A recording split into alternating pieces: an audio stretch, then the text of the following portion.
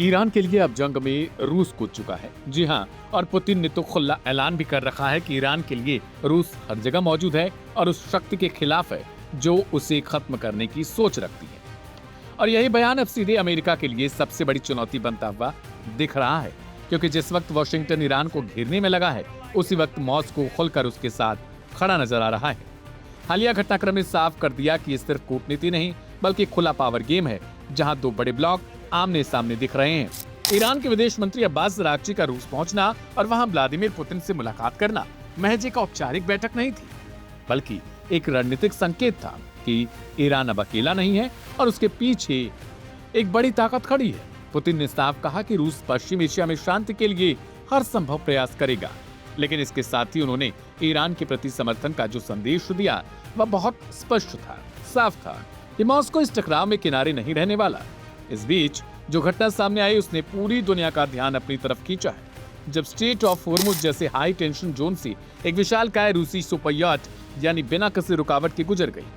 यह वही इलाका है जहां अमेरिका और ईरान दोनों सख्ती से निगरानी और नियंत्रण की बात करते हैं, जहां जहाजों की आवाजाही पर सवाल खड़े होते हैं और जहां हर मूवमेंट को लेकर वैश्विक चिंता बनी हुई है।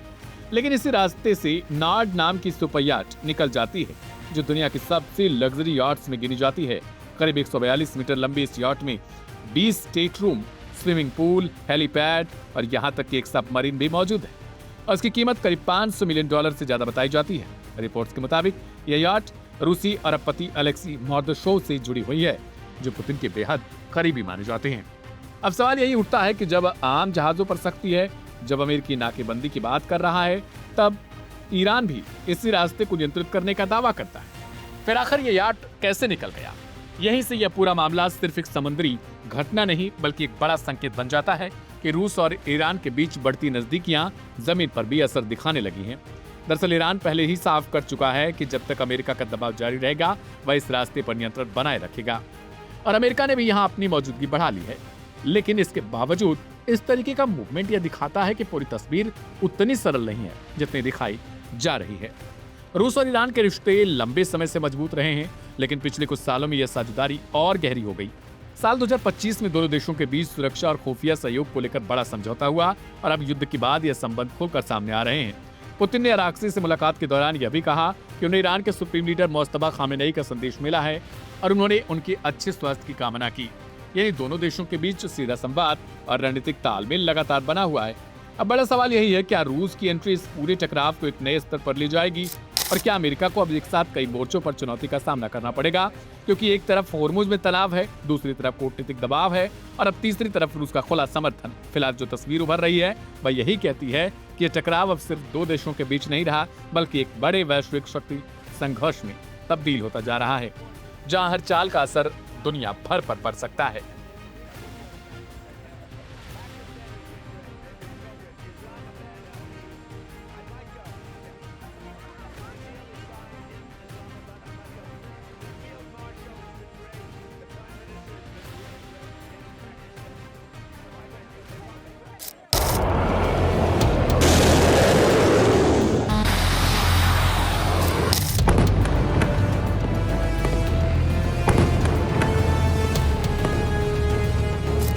चालीस दिनों तक अमेरिका और इसराइल से जंग लड़ने के बाद ईरान अब भी अपनी पोस्ट वॉर डिप्लोमेसी को आगे बढ़ाए हुए है।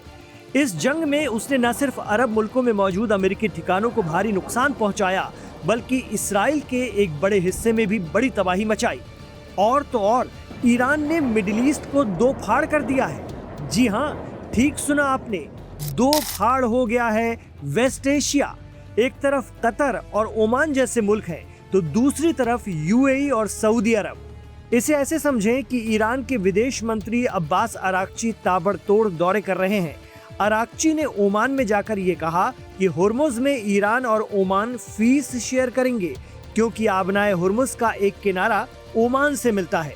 उधर कतर ईरान को उसका पुराना बकाया देकर इस जंग से खुद को एक तरह से अलग कर चुका है। उसे अपना तेल, गैस और दीगर सामान बेचना है, इसलिए अमेरिका के चक्कर में उसने हुर्मुज के पचड़े में ना पड़ना ही बेहतर समझा। ईरान के साथ उसने समझौता कर लिया और उसके जहाज बेरोक टोक जा रहे हैं। देखा जाए तो ईरान ने अपनी कूटनीति से गल्फ कोऑपरेशन काउंसिल यानी जीसीसी को बांट दिया है। ओमान, कतर जैसे देश ईरान के साथ दिखाई देते हैं। वहीं सऊदी और यूएई, बहरीन वगैरह जो अब भी चाहते हैं कि अमेरिका ईरान को सबक सिखाए। ये जंग तब तक खत्म न हो जब तक ईरान को कमजोर न कर दिया जाए। वो आगे के लिए भी ईरान को सबसे बड़ा खतरा मानते हैं।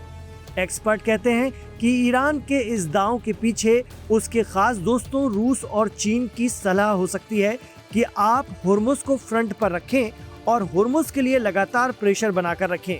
फिर देखते हैं कि अमेरिका क्या कर सकता है, कितना इस दबाव को झेल पाता है। इसका असर भी हो रहा है। ट्रंप के बयानों को अगर गौर से समझा जाए तो मालूम चलता है कि ट्रंप की अब पूरी कोशिश है कि हुर्मुज किसी तरह खुल जाए दोनों तरफ से।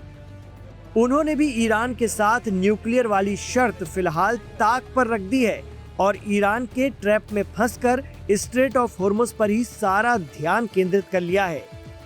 ईरान के नए सुप्रीम लीडर के निर्देश पर विदेश मंत्री अब्बास अराक्ची इस जुगाड़ में लग गए हैं कि अगर रीजनल सिक्योरिटी बरकरार रखनी है तो अमेरिका को किसी भी तरह से बाहर करना होगा। दरअसल ईरान अपने दोस्त अरब मुल्कों को भी ये बताने की कोशिश कर रहा है कि हमारी लड़ाइयाँ अपनी जगह हैं, लेकिन अमेरिका अगर वहाँ रहता है तो आप सब नुकसान में रहेंगे। ओमान में तो ईरान के विदेश मंत्री अब्बास अराक्ची ने कहा कि हुर्मुज से जुड़े देशों को मिलकर ये सुनिश्चित करना चाहिए कि ये रास्ता महफूज रहे, क्योंकि इससे पूरी दुनिया को फायदा होता है।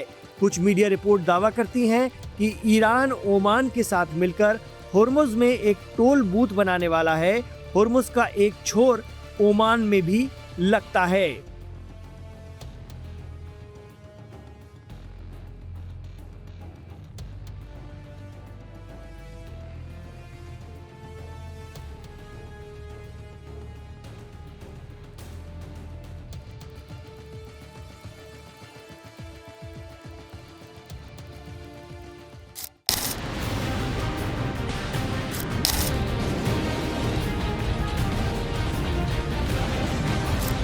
अमेरिका कमजोर पड़ गया है, यह कहना आसान है, लेकिन हकीकत इससे ज्यादा पेचीदा है। फिर भी यूरोप से उठ रही आवाजें अब सीधे तौर पर अमेरिका की रणनीति पर सवाल खड़े कर रही हैं। इसी कड़ी में जर्मनी के चांसलर का ताजा बयान बेहद अहम माना जा रहा है। फ्रीडरिक मर्ज ने साफ शब्दों में कहा कि अमेरिका जिस टकराव में उलझा हुआ है उससे बाहर निकलने का कोई स्पष्ट रास्ता दिखाई नहीं दे रहा। यह बयान सिर्फ एक टिप्पणी नहीं बल्कि ट्रांस अटलांटिक रिश्तों में बढ़ती बेचैनी का संकेत है।